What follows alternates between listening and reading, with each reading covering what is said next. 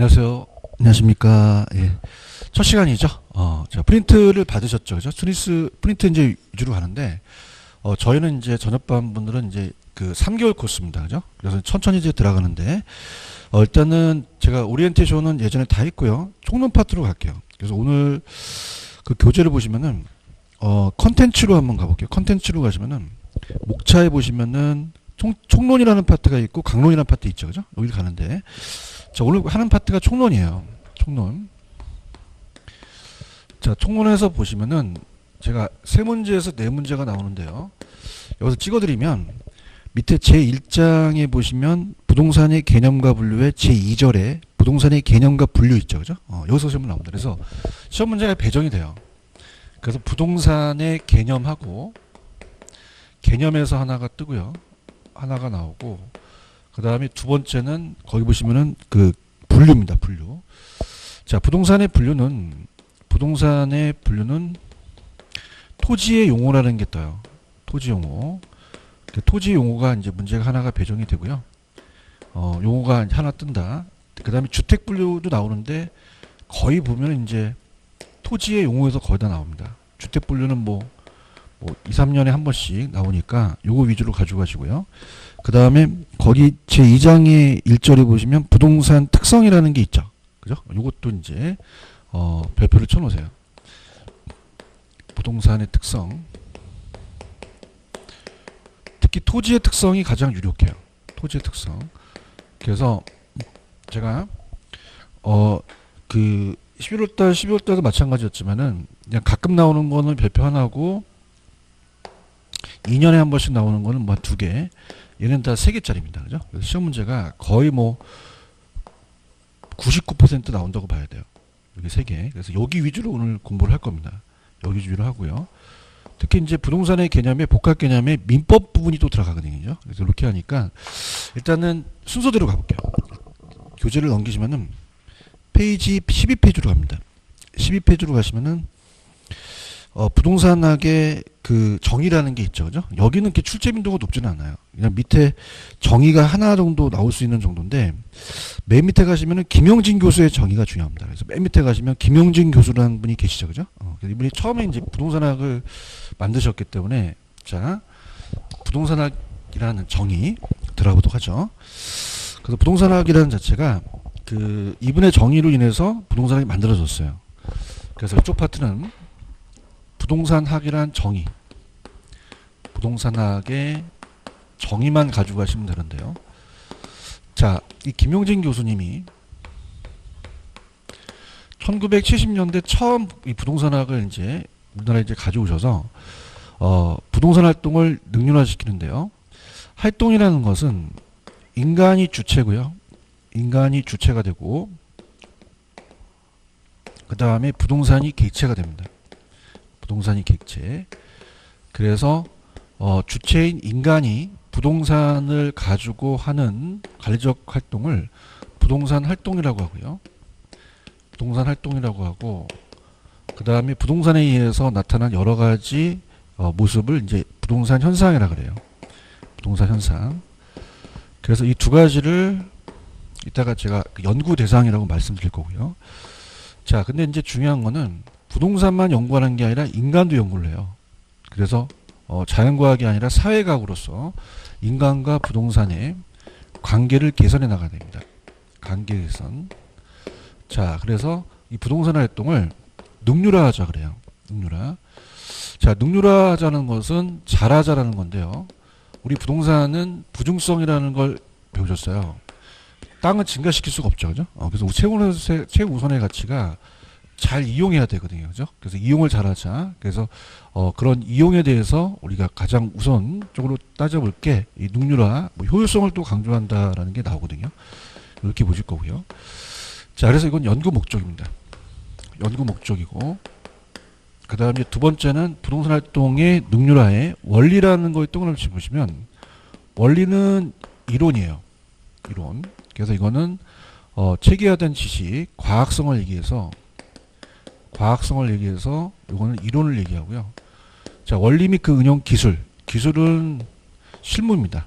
기술성은 실무를 얘기하기 때문에 이론이 중요해요? 실무가 중요해요? 둘 다 중요해요. 다 중요하죠. 그래서 우리가 이 두 가지의 양면성을 띠자. 이렇게 해서 두 가지를 다 같이 가자. 이렇게 보고요.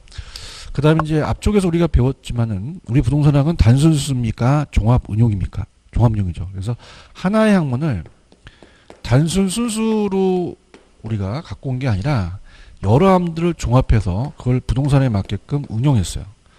그래서 우리가 단순 순수과학이 아니라 종합응용과학이다. 자, 아까 자연과학이었어요? 사회과학이었어요? 부동산만 연구하는 게 아니죠. 그죠? 그래서 우리가 땅에 대한 무슨 화산 폭발한다든가 지진 이런 거 연구하는 게 아니라 부동산과 인간의 관계를 연구하기 때문에 자, 자연과학이 아니라 사회과학 하십니다. 사회과학, 자연과학이 아니라 사회과학이고요. 저도 이제 부동산 학자다 보니까 부동산이 학자에 따라서 추상적으로 나온 게 아니라 구체적 경험에서 나왔어요. 그죠? 그래서 우리가 모든 게 추상적으로 나온 게 아니라 구체적 경험과학이다. 그래서 구체적인 경험에서 나온 과학이다. 이렇게 보고요. 우리 부동산은 법제도가 많죠. 그래서 규범하는 바람직하게 윤리를 또 지키는 규범과학이다. 이렇게 보시면 됩니다. 자, 그래서 펜 들어보시면요. 밑에 12페이지 밑에 김용진 교수는 밑줄 쳐보세요. 부동산 활동의 능률화가 목적이라고 적으시고 원리는 이론, 기술은 실무입니다. 그래서 단순수예요, 종합응용이에요. 종합응용이죠. 근데 안정근 교수는 이제 외국에서 이론을 가져오다 보니까 토지와 토지상에 부착되어 있거나 연결되어 있는 여러 가지 항구적 동그라미. 이 토지계량물이 정착물이거든요. 그죠? 항구적으로 그것 관련해서 직업적, 물적, 법적, 금융적 밑줄. 자, 이게 이제 우리가 그 영미에서는 미국에서는 이제 요게 복합이라는 개념이거든요. 그죠? 그 다음에 오른쪽 조지용 교수는 밑에 두 번째 보시면은 법적, 경제적, 기술적이 제가 법경기로 암기하시라 그랬죠. 그래서 종합운용과학이고 사회과학이다. 이렇게 보시고요. 자, 그럼 성격에다가 배포쳐 놓으시고 단순 순수예요? 종합응용이에요? 종합응용. 자, 추상적입니까? 경험과학입니까? 경험과학이고 자, 규범과학이기도 하죠. 그죠? 이렇게 해서 정리를 하시면 됩니다. 넘길게요. 그 다음에 자연과학입니까? 사회과학입니까? 자연물 자체를 연구하는 게 아니라 부동산과 인간 간의 상호관계를 연구하죠. 그죠? 이렇게 해서 오늘 프린트를 1번을 한번 풀어보세요. 1번. 온지 X인지.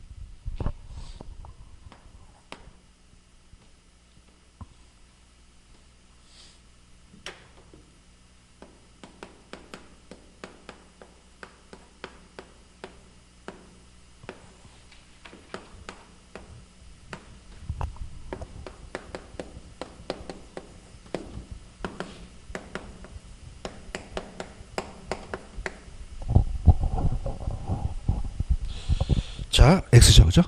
우리 부동산학은 토지와 건물을 대상으로 탐구하는 점에서 그것까지 맞는데 우주와 지구의 기본 원리를 탐구하는 물리학, 지구학 같은 순수과학입니까? 종합응용입니까? 종합응용. 이렇게 해서 시면 나옵니다. 그죠? 이렇게 됐고요. 그 다음에 14페이지로 가볼게요. 14페이지 가시면은 지금 3개월 코스인데 제가 일단은 안 나오는 부분 아예 안 할 거예요. 그죠? 나오는 부분만 거기 14페이지 가시면 밑에 일반적인 지도 이념이 합법성, 효율성, 형평성이라는 단어가 있죠. 그만 묶어보세요. 딱 한 번 나왔는데. 자, 우리가 아까 능률화를 시키자는 것은 잘 이용을 해야 됩니다. 효율성을 강조하죠. 그래서 우리가 부동산 시장을 시장에 맡겨두면 누구나 어떻습니까? 이 개입하지 않아도 시장에 효율적인 배분을 하기 때문에 자기네들이 알아서 돈 놓고 돈 먹기를 해요. 그러면 사적 중심의 중심으로 봤을 때는 효율성을 강조합니다. 이건 민간 부분이에요. 민간 부분이고 그러다 보니까 너무나 한쪽으로 너무 쏠리다 보니까 분배가 안 되죠. 그죠? 그래서 우리가 분배를 잘하자는 것은 정부가 개입을 합니다. 그래서 요거는 형평성이에요. 형평성. 그래서 요거는 공적 중심에서 강조되죠. 자, 그래서 이거는 공공문에서 강조된다. 자, 그럼 시험 문제가 나왔던 게 자, 민간문에서 강조되는 것은 자, 형평성입니까? 효율성입니까? 효율성이죠. 여기 바꿔 나왔거든요. 그죠? 문제의 곳이 서로 견제 관계예요. 이게 서로 부딪힙니다. 이게 부딪히다 보니까 자, 합법성 있게 가자고 해요. 법의 테두리를 벗어나면 안 됩니다. 그래서 합법성 있게 가자는 것은 모든 것을 법의 테두리를 벗어나지 말자. 자, 우리가 이렇게 합니다. 우리가 얘는 사익을 강조하고요. 얘는 공익을 강조한다면 사익과 공익이 상충하면 공익이 이겨요. 그죠? 그러니까 어떤 얘기냐? 국가에서 이렇게 도로를 뚫으려고 합니다. 도로로 뚫으려고 하는데 개인의 땅이 있어요. 이렇게. 그럼 개인의 땅이 있으면은 정부가 이 도로로 뚫린다면 공익이 강조돼야 되거든요. 그럼 토지를 수용합니다. 강제적으로. 근데 토지를 수용한다는 자체는 사익과 공익 상충은 공익이지만 사익을 침해하면 안 되죠. 보상을 안 해줘야 돼요. 법적으로 해줘야 돼요. 해줘야 되거든요. 그래서 이제 자 우리가 이제 조금 편법으로 간다면 야매로 이 세 가지는 자 효율성, 형평성, 합법성이 히읗이 들어가요. 그다음에 3 히읗. 그럼 여기에는 히읗이 들어가야지 안 들어가 나오면 안 되죠. 뭐 여기는 뭐 능률성 같은 거 나오면 안 되겠죠. 자 그래서 가볼게요. 자 14페이지 가시면은 합법성은 법의 테두리에서 법률적 적합성을 지닌다는 것만 체크하시고요. 효율성은 자 효율성은 민간 부분에서 강조돼요. 그래서 밑에 세 번째 보시면 채용을 추구하고요. 이용을 잘하자. 형평성은 첫 번째 보시면 배분을 잘하자는 거죠.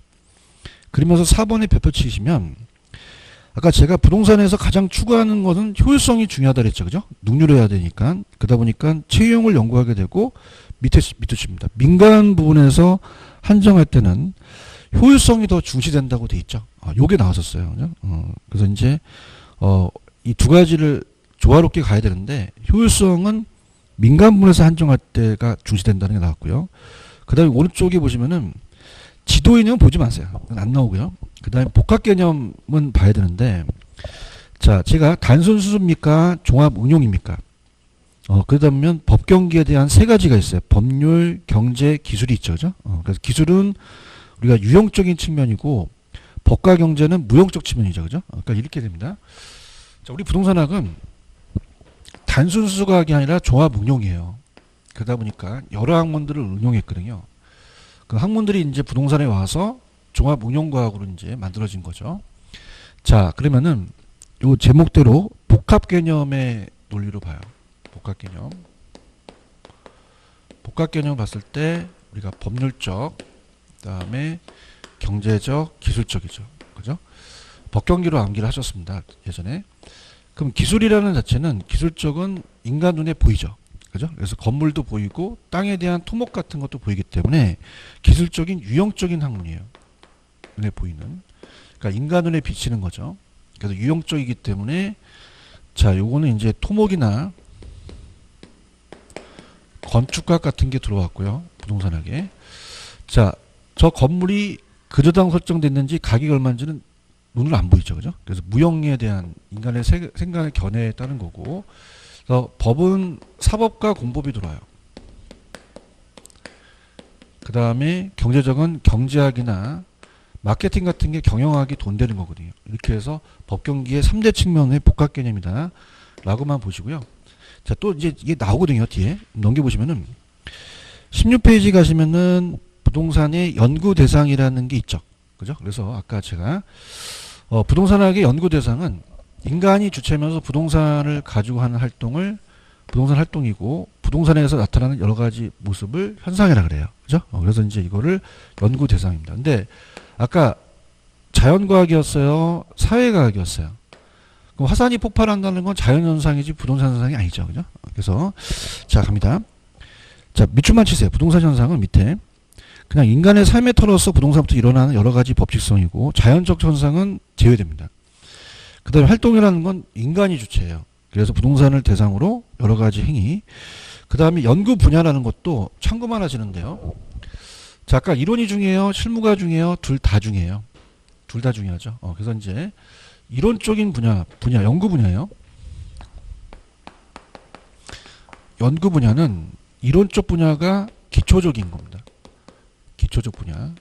그래서 법이라든지 세금이에요. 자, 근데 실무는 이제 이론을 알고 실무에 뛰어들면서 제목이 이제 부동산 의사결정이거든요. 의사결정. 자, 지원이라고 쓰는 거는 지원은 전문가한테 지원을 받아요. 그래서 이건 전문인가가 하는 겁니다. 전문가가. 지원을 받아서 지원 분야라고 하거든요. 자, 그래서 이제 체크해 보면은 거기에 밑에 보면 기초 분야라는 건 이론이잖아요. 그죠? 그 다음에 오른쪽에 보시면 지원 분야와 결정 분야가 실무거든요. 그죠? 그래서 이제 이 지원 분야는 전문가한테 의뢰를 받기 때문에 책에 보시면 이제 마케팅 같은 경우도 이 분양 대행사한테 맡길 수가 있고요. 전문가한테. 그 다음에 관리도 위탁 관리를 맡길 수가 있고 감정평가사한테 맡길 수도 있어요. 상담이 컨설팅이죠. 그죠? 이런 것들이 지원 분야고 그 다음에 결정 지원 분야를 받으면 그냥입니까? 결정을 해야 됩니까? 그래서 우리가 투자 개발 금융이라고 하거든요. 그죠? 그래서 의사 결정 분야예요. 부동산 의사 결정 분야. 그래서 우리가 투개금 이렇게 외우거든요. 투개금. 투자 개발 금융인데 우리 시험 문제는 오지선다니까 얘가 아닌 게 얘 나온 적이 있었거든요. 그죠? 근데 이제 오래돼서 잘 안 나오기 때문에 그냥 그렇게만 보시고요. 자, 부동산학은 접근 방법이 있어요. 자, 그래서 이렇게 합니다. 우리가 이제 아까 부동산학은 단순 수제어 종합 응용이에요. 여러 학문들을 종합했죠. 요걸 이제 부동산학에 맞게끔 들어갑니다. 그래서 거기 보시면은 분산식은 부분적만 동그라미 쳐주세요. 분산식은 그냥 하나가 이렇게 분산식으로 해서 그냥 부분적으로 들어가는 거는 분산식이고요. 그렇지 않고 이렇게 묶습니다. 경제적 측면, 기술적 측면. 그래서 측면축으로. 그래서 중점식은 특정 측면에다 박스. 특정 측면으로 접근하는 방식은 분산식이에요. 근데 제일 중요한 건 종합식이 제일 중요합니다. 무슨 식이 제일 중요하다? 종합식에다 펼쳐 보세요. 그러니까 우리가 가장 재료 들은 건 종합식이라는 거죠. 그래서 이거는 아까도 얘기했지만 복합 개념으로 하나의 측면으로 보는 게 아니라 복합 개념으로 법 경기를 다 보자는 거예요. 그래서 이게 우리나라에 가장 체계화시키고 우리나라의 단기간에 종합적으로 체계화시키는 학문은 종합식이다. 들어볼게요. 자, 종합식은 법 경기를 다 봐요. 복합 개념을. 그래서 우리가 그 부동산 활동과 직관적으로 관련이 있는 주변 여러 가지 연구를 시스템화 시켰습니다. 넘겨보세요. 그래서 우리나라의 부동산 이론을 단기간에 체계적으로 정착시키는 기여한 건 그냥이다. 종합식이다. 종합식이고 다른 건 보지 마세요. 한 번도 안 나왔고 그냥 7번만 보세요. 7번에 가시면은 의사결정 접근이라는 게 있나요? 자, 이렇게 생각하시면 됩니다. 이 저자가 굵은 글씨가 기출이에요. 그럼 의사결정에 굵은 글씨가 있죠. 나왔다는 얘기죠. 이게 개인적인 사적 주체입니다. 그래서 인간은 합리적 존재이며 자기 이윤에 극대화되는 목표로 합리적 행동은 의사결정 접근이라고 한번 나온 적이 있었거든요. 그죠? 그러니까 그렇게만 보시고요. 자, 부동산 활동은 이제 내가 소유를 해요. 그러면 어떻게 됩니까? 밑에 글씨에 보시면은 채용의 지도 원리라고 돼 있죠. 그죠? 그 뭐냐면 내가 강남역에 그 상업지역이기 때문에 강남역에다가는 그냥입니까? 상가를 줘야 됩니까?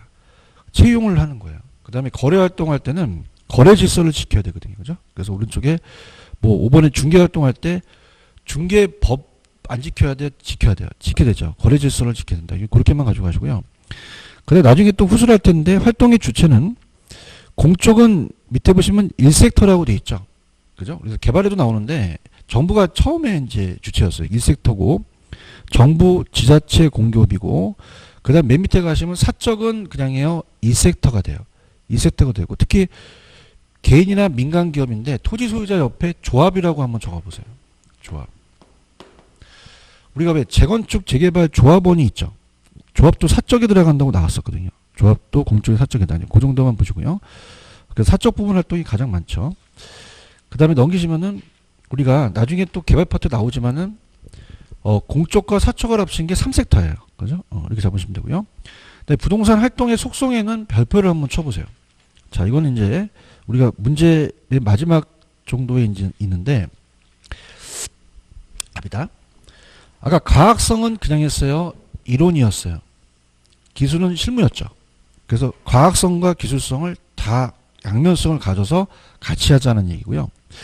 사회성, 공공성은 공익이고 사익은 사익입니다. 두 가지 다 따지고요. 그 다음에 전문성이라는 것은 자, 오른쪽에 가시면 1차, 2차, 3차라는 단어가 있죠.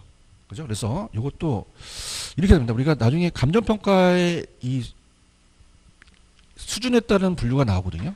감정평가. 그러면 1차 수준과 2차 수준과 3차 수준이 있는데, 자, 우리가 감정평가 활동,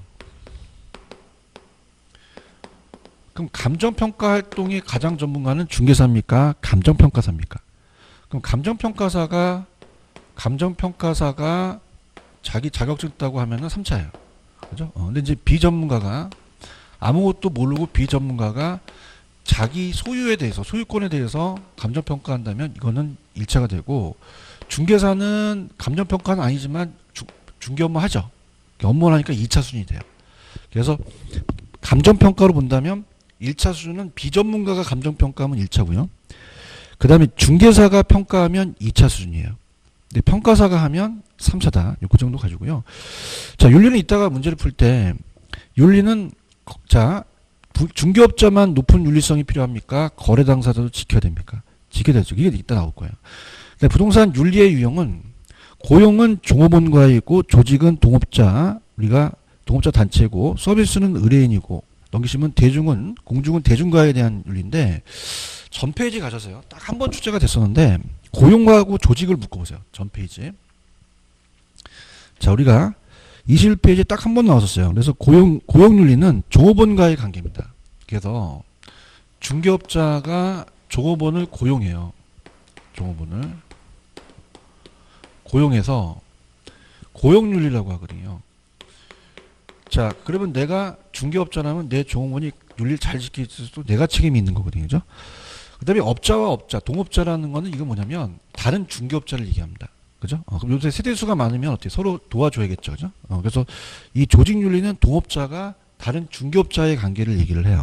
그죠? 그래서 이 조직 간을 조직윤리라고 하고 종업원을 고용윤리라고 하는데 필기를 한번 해보세요. 옛날에 어떻게 나왔었냐면 얘네들이 기업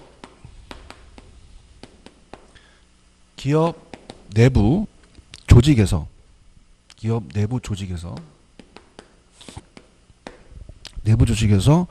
조직원 간에 지켜야 할 도리 이렇게 나왔었거든요. 조직원 간에 지켜야 할 도리.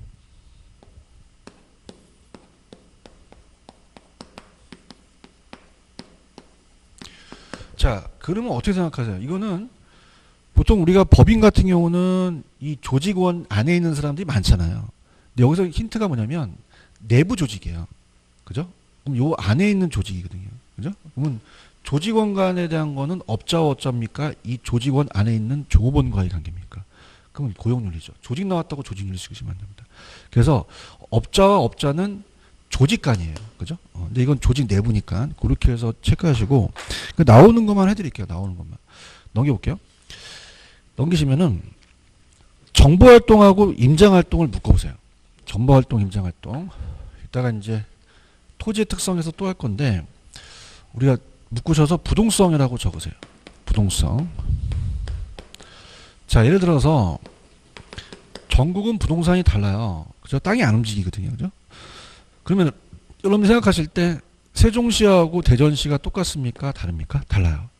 그러면은 여러분들이 지금 세종시에서 듣고 있기 때문에 대전시에 땅을 살려면 그냥이 돼요. 장소로 가야 돼요. 임장활동 해야 되거든요. 그죠? 그래서 임장활동은 자, 직접 가서 이 물건을 장소로 가서 봐야 된다는 거죠. 토지가 무슨 수성 때문에 그렇죠? 부동성이에요. 임장활동을 해야 되며 자, 그 다음에 만약에 세종시에서 중개업 하다가 대전시로 가면 그냥입니까? 정보 수집을 다시 해야 됩니까? 임장활동을 하고 우리가 정보활동을 하죠. 그 다음에 임장활동 한다는 건 그냥입니까? 이 물건을 보러 가는 겁니까?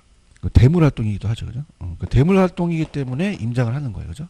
그래서 우리가 보시고 자, 그래서 정보활동과 임장활동은 부동성 때문이고 이따가 부동성 때문에 대물활동에 대한 결정을 한다고 나올 거예요. 그 다음에 여러분들 아까 사람에 대한 활동은 그냥이에요. 대인활동이에요. 물건은 대물활동이죠. 두 가지 다 하죠. 우리가 중개 3요소가 의뢰인, 중개업자, 대상물건이거든요. 그럼 의뢰인이 있으면 의뢰인에 대한 활동은 대인활동이고 대상물건은 대물활동이잖아요. 둘 다 하고요. 그 다음에 배려의 장기성 동을 한번 주셔보세요. 우리가 한 코스 도셨으니까 영속성이라는 걸 찾아보세요. 세 번째. 토지가 오래 가다 보니까 배려의 장기성이 필요하죠. 그 다음에 공간은 3차원 공간 활동을 하라는 거고요. 그 다음에 배려의 장기성이라는 걸 찾아보세요. 세 번째. 토지가 오래 가다 보니까 배려의 장기성이 필요하죠. 그 다음에 공간은 3차원 공간 활동을 하라는 거고요. 그 다음에 배려의 장기성이라는 걸 찾아보세요. 세 번째. 토지가 오래 가다 보니까 배려의 장기성이 필요하죠. 그 다음에 공간은 3차원 공간 활동을 하라는 거고요. 법관계를 세 가지를 다 보라는 거죠. 이해하셨죠? 그죠? 그러면 여러분들이 지금, 자, 묶어보세요. 프린트에 19, 20, 21번을 한번 풀어보세요. 19, 20, 21.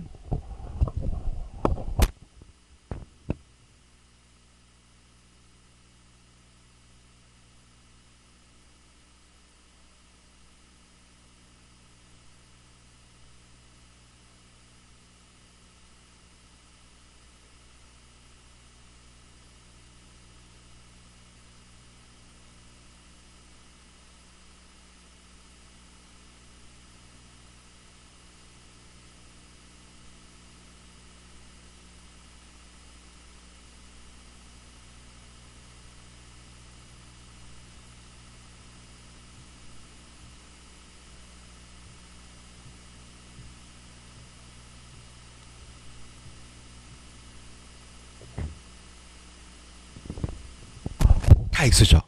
그죠? 19번을 보시면은 사회성과 공공성이 있는 재산을 다루므로 거래 당사는 윤리적 행동을 할 필요가 없어요. 해야 돼요. 해야 되고 중개업자도 높은 윤리성이 요구되거든요. 자, 부동산 활동이 주체가 인간이라는 점에서 대물 활동이 아니라 대인 활동이라고 한다. 대물 활동이기도 하다. 둘 다 하죠. 그죠? 그 다음에 체계화된 이론은 기술성보다는 과학성은 맞아요. 근데 과학성이 또 강조되나요? 기술성도 강조되나요? 그럼 둘 다 하라는 얘기예요. 그죠? 그 다음에 부동산 활동은 아까 임장 활동하는 거는 그냥입니까? 토지가 움직이지 못한다는 부동성입니까?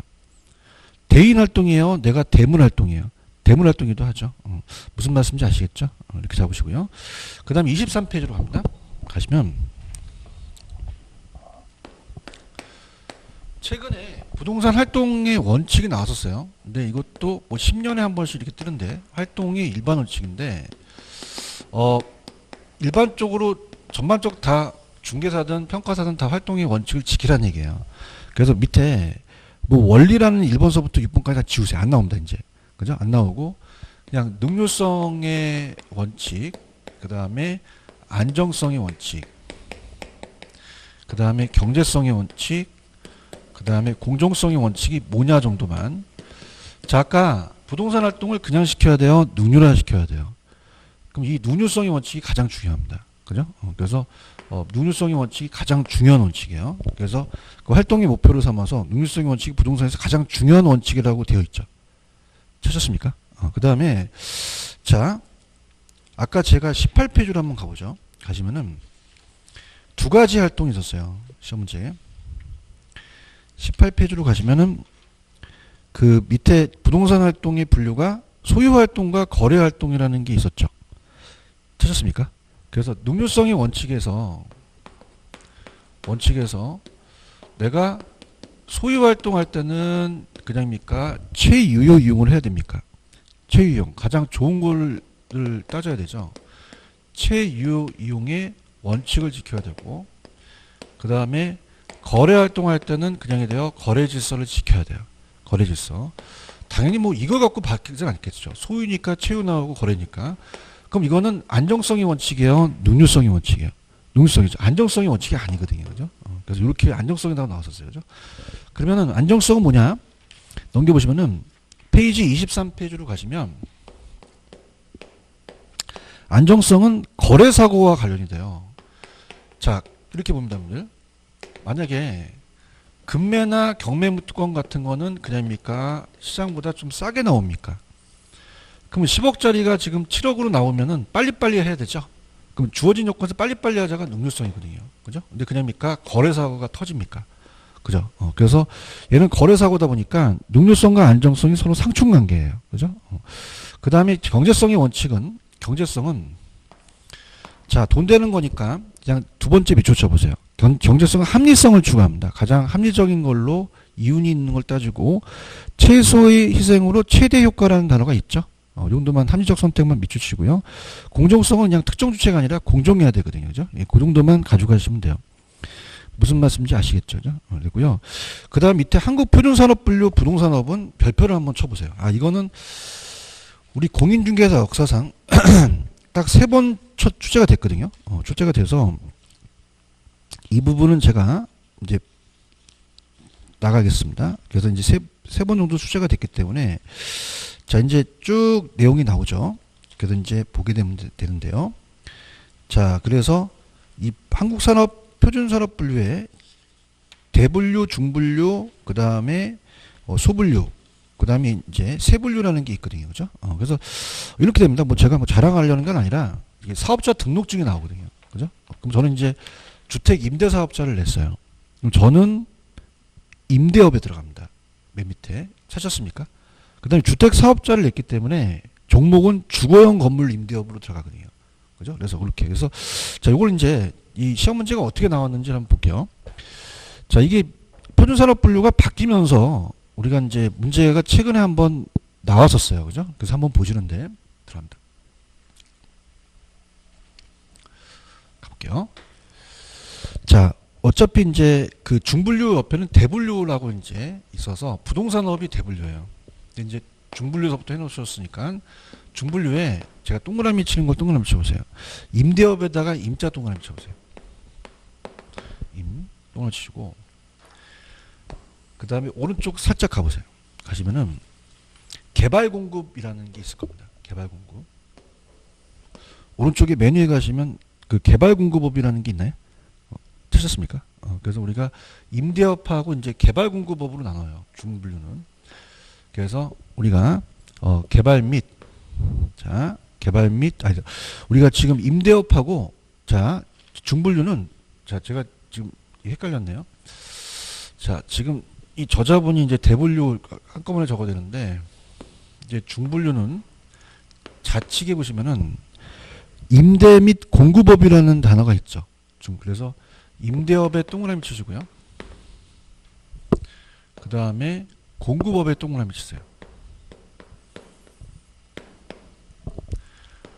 그 다음에 이제 왔다 갔다 하면 힘드시니까 소분류에 소분류 보시면은 임대업이라는 게 또 있죠. 그 임대업에다 동그라미 쳐보세요. 왔다 갔다 힘드니까 그럼 임대업은 임대업으로 나눠지고요. 자, 임대 공급업은 임대업으로 나눠지고 그 다음에 이제 세분류가 있어요. 자, 주거용이라는 거는 아파트 같은 거예요. 뭐다? 아파트. 아파트가 이제 대표적인 주거용이고요. 자, 비주거용은 말 그대로 주거예요. 주거가 아니에요. 아니죠. 사무실이죠. 그죠? 그래서 우리가 비주거용은 사무실, 사무용이라고 나왔거든요. 그 다음에 기타라는 자체는 기타는 오른쪽에 보시면 이제 토지 같은 걸 얘기를 해요. 토지 임대 같은 거. 토지 임대를 얘기합니다. 그렇게 보시고요. 그 다음에 이제 뭐 기타 부동산업은 이제 토지 같은 걸 얘기를 하고요. 그 다음에 이제 개발 공급업이라고 있죠. 그럼 공급업은 두 가지로 나눠요. 개발과 공급업으로 나눕니다. 그죠? 그래서 부동산 개발 및 공급업에 개발하고 공급업에다 동그라미 쳐보세요. 자, 그럼 얘네들도 세 가지가 있어요. 주거용만 있나요? 비주거용도 있나요? 기타가 있죠. 그죠? 이렇게 보고요. 그 다음에 서비스업이라는 게 이제 있습니다. 그래서 지금 서비스업이 중분류거든요. 중분류. 서비스업. 서비스업에 서자에다 동그라미 쳐보세요. 서자. 그러면 서비스업은 관리업이라는 게 따로 있습니다. 관리업. 그럼 관리업은 주거용, 비주거용만 있어요. 자, 뭐가 없냐면 기타가 빠집니다. 자, 그럼 관리업은 기타가 있나요? 기타가 없나요? 없죠. 그래서 기타가 빠져요. 그 다음에 또 하나만 적어보세요. 이 관리업에는 우리 시험 문제 그 밑에다가 그 밑에 박스 밑에 그 내용 안에다가 넣어보세요. 우리가 뭐가 나왔었냐면 사업시설 유지관리라는 건 안 들어가거든요. 그래서 이 부동산 관리업은 사업시설 유지관리는 안 들어갑니다. 지금 여러분들 부동산 관리업에는 눈 뜨고 봐도 사업시설 유지관리라는 건 없잖아요. 그죠? 여기 마지막에 나왔었거든요. 그 사업시설 유지관리는 정확하게 사업시설 관리 및 조경 서비스업에 들어가거든요. 그죠? 그래서 이게 안 들어간다. 그렇게 보시고요.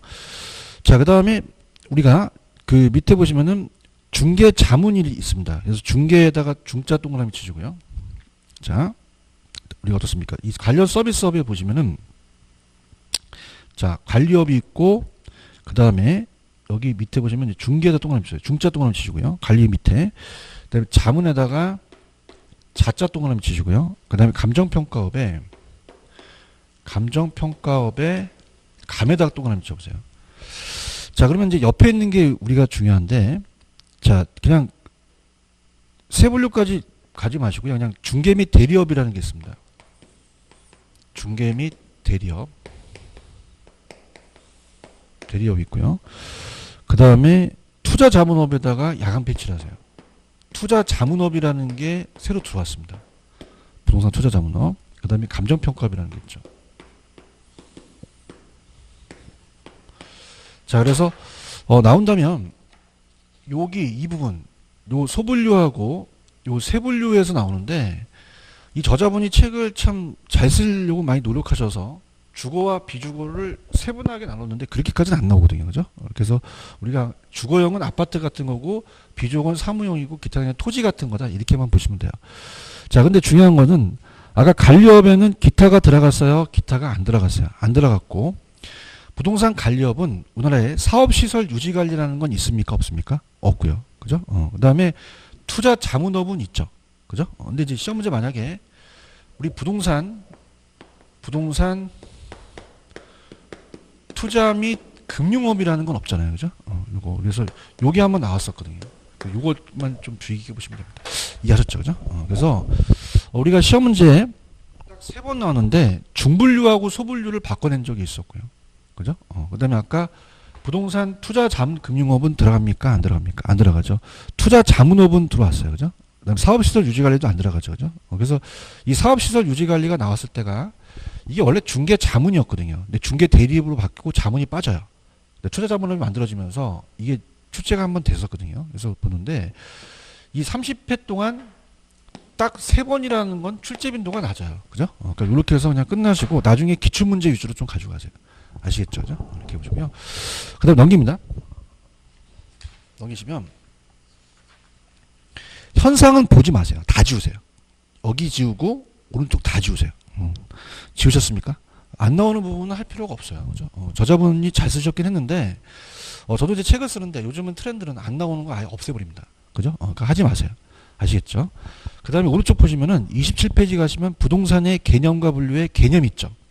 별표 3개 치시기 바랍니다. 99.9%입니다. 여기가. 그래서 이제 무조건 떠요. 다음에 법경기.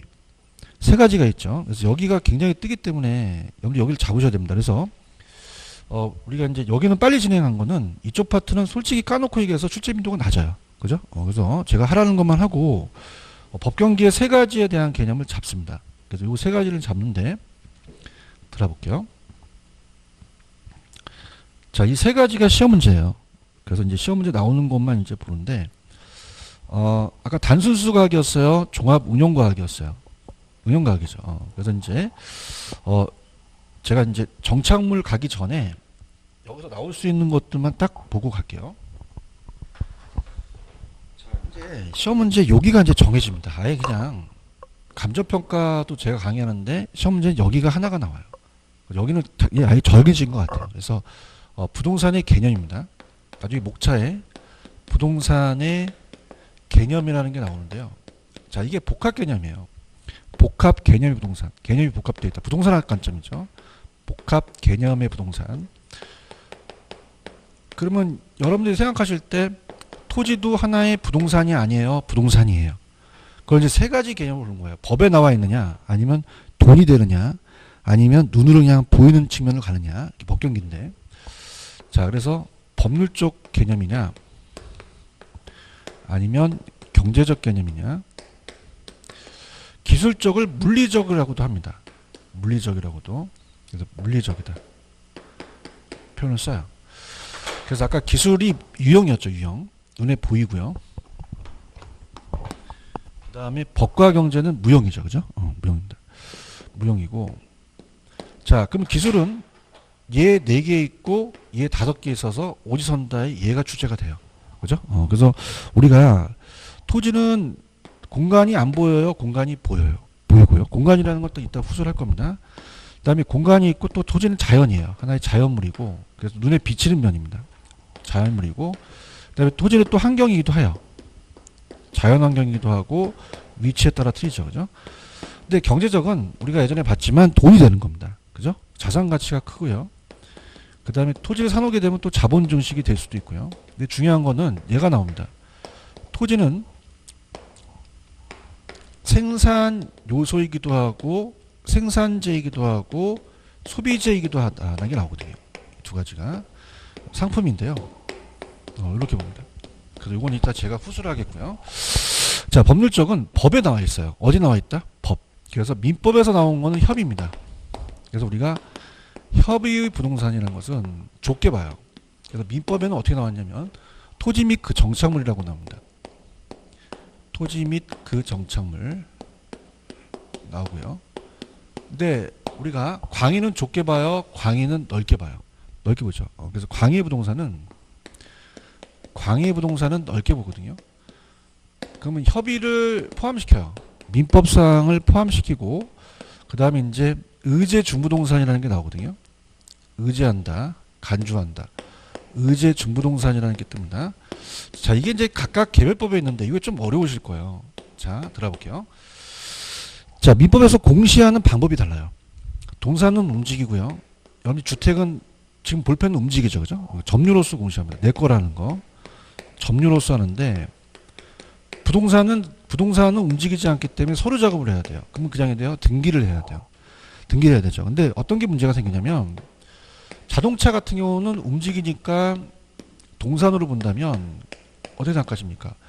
누가 와서 점유하면은 이걸 안방까지 끌고 들어가야 되죠. 그래서 자동차도 등록증이 나옵니다. 그럼 자동차도 그냥입니까? 등록증이 있습니까? 자동차 원부가 있어요. 그게 등기부등본하고 똑같거든요. 그래서 거기다 근저당 설정할 수 있거든요. 그죠? 그래서 얘는 부동산에 준한해서 의지하자는 거죠. 그래서 개별법에 의해서 부동산에 준한다고 나와 있어요. 그죠? 그래서 자, 그럼 어떻습니까? 자, 협의부동산은 요거는 토지 및 그 정착물은 협의만 들어가요. 광의에도 들어가요. 근데 중부동산은 개별법이기 때문에 협의는 안 들어갑니다. 광의만 들어갑니다. 이렇게 보시고요. 그럼 넘겨보세요. 기술적의 유형적 측면은 공간 위치 같은 건 뒤에서 할 거거든요. 그죠? 3차원 공간이고 위치에 따라 용도에 따라 다르다. 토지는 하나의 자연이고 환경이기도 합니다. 자, 경제적 갈게요. 밑에 자산이라는 단어가 있죠. 여러분들 자산 가치가 없어요? 부동산도 자산 가치가 있어요. 있죠. 가치가 있는 그런 재산입니다. 그 다음에 자본입니다. 재화를 생산하기 위해서 모든 투자 미천이 될 수도 있죠. 그죠? 그래서 이렇게. 그 다음 오른쪽 가시면 묶어보세요. 생산 요소와 소비재를 묶어보세요. 자, 그러면 만약에 건설회사가 주택을 생산하려면 그냥입니까? 토지가 필요합니까? 그럼 토지는 생산 요소로 제품 생산의 부지로 제공한 거예요. 그래서 재화의 생산에 필요한 성분으로 들어가기도 합니다. 근데 생산재이기만 합니까? 밑에 소비재이기도 합니까? 사람들이 일상생활에서 직접 소비할 수도 있죠. 휴양지로. 그래서 일단 생산재이기도 하고 소비재이기도 나오고요. 그 다음에 주택을 시장에서 매매해요. 그럼 그냥입니까? 하나의 상품입니까? 상품이죠. 그럼 이 5가지가 특히 이제 우리가 나중에 투자론에서 자기 자본도 자산에 들어가거든요. 그죠? 그래서 이것도 들어간다. 자, 그래서 이렇게 합니다. 토지는 생산재이고 소비재이도 한다는 거 이따 풀어볼 거고요. 자, 이렇게 해서 이제 일단 5개 하고 그 다음에 4개, 그 다음에 요걸 가는데 일단 중부동산까지 가고 올게요. 29페이지 갑니다. 가시면은 자, 거기에 29페이지 법률적 개념에 협의의 부동산이라는 게 있나요? 협의는 그냥입니까? 민법까지입니까? 부동산을 토지 및 그 정착물이라고 제99조랑 2항은 그 이외의 물권은 동산이거든요. 광의 부동산 보여드릴게요. 넘겨보세요. 그러면 광의 부동산은 어디냐? 가시면 페이지 32페이지입니다.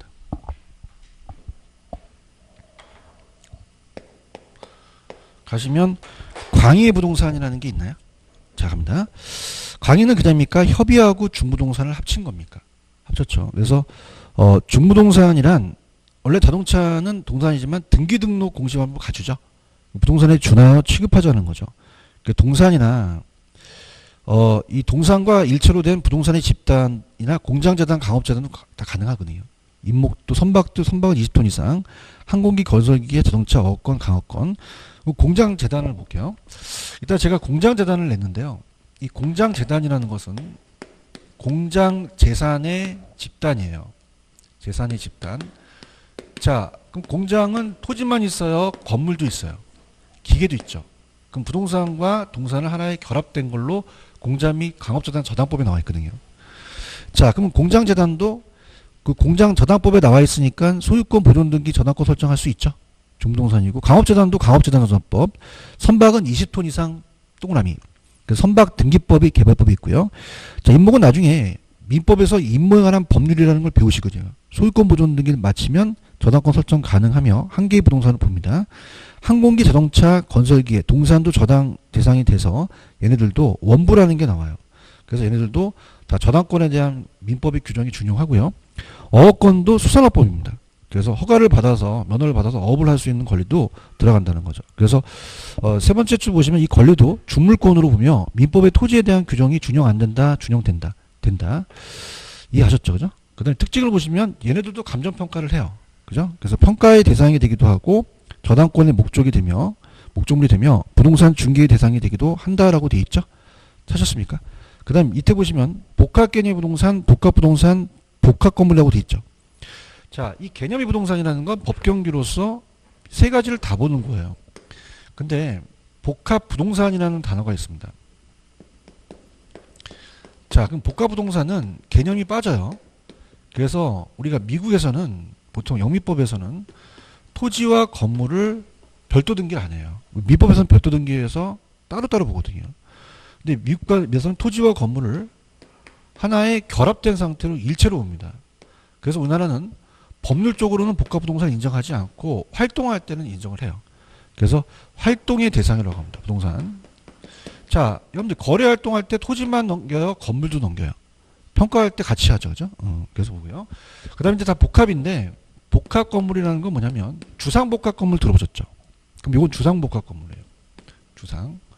그래서 한 건물에 복합 건물에 주거용 상업용이 상가가 있고 위에 주거용이 있다는 거죠. 이해하셨죠? 그죠? 그래서 복합 개념의 부동산은 개념이 복합되어 있기 때문에 법경규로 보는 거고요. 유무형. 복합 부동산은 자, 토지와 그 토지 위에 건축물이 각각 독립된 거래의 개체 끊으세요. 원래는 독립된 걸로 봐요. 그렇지만 마치 하나의 결합된 상태로 활동의 대상으로 삼기도 하거든요. 그래서 복합 부동산이라고 합니다. 그럼 토지와 건물을 결합할 때는 복합 활동의 대상으로 또 삼아서 평가를 하거든요. 일괄 평가하고 복합 건물은 한 건물의 주거용과 상업용이 다 같이 있는 거죠. 이해하셨습니까? 그럼 우리가 일단은 제가 페이지로 가시면 다음 시간은 페이지 30페이지에 정착물이라는 게 있죠. 그죠? 이거 갈 건데 자, 지금 제가 문제를 푸는데 편법을 가르쳐드리면 얘가 5개 있고 얘가 4개 있어요. 특히 경제적이라는 것은 경제활동하는 게 시장이잖아요. 공급자가 상품을 팔면 그냥요 이 돈을 줘요. 그럼 걔가 토지를 사서 생산해서 만들어서 소비하시죠. 이게 다 경제활동이거든요. 그러면 야매로 경제적은 다 시옷 들어갑니다. 그죠? 그래서 생산요소, 소비재, 상품이 들어가는데 요 자기 자본도 그냥 시옷 들어간다고 하세요. 그죠? 그럼 우리가 지금 프린트 자, 그 문제가 나왔던 게 지금 2번을 한번 풀어보세요. 2번이 맞나? 2번하고 3번 요것만 풀고 좀 쉬었다 가겠습니다.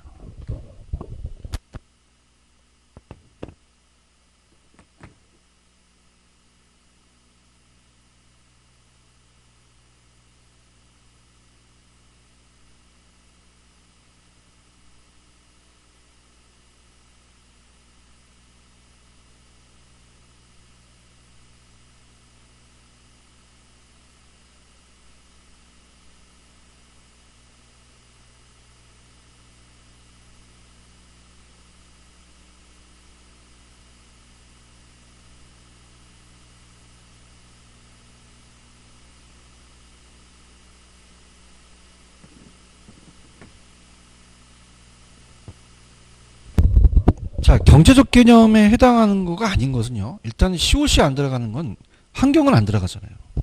그럼 환경은 기술 쪽에 들어가죠. 그죠? 그 다음에 공장재단도 시옷 들어갔어요? 안 들어갔어요? 그러면 일단 의심을 해보시는 거죠. 그러니까 환경은 기술적인 개념이고 공장재단은 공장저당법이 있기 때문에 이건 중부동산이니까 법률 쪽에 들어가는 거죠. 그죠? 그 다음에 3번 토지는 생산재이지만 소비재 아닙니까? 소비재이기도 합니까? 하죠. 그렇게만 정리하시면 돼요. 아시겠죠? 이렇게 하고 좀만 쉬었다 갈게요.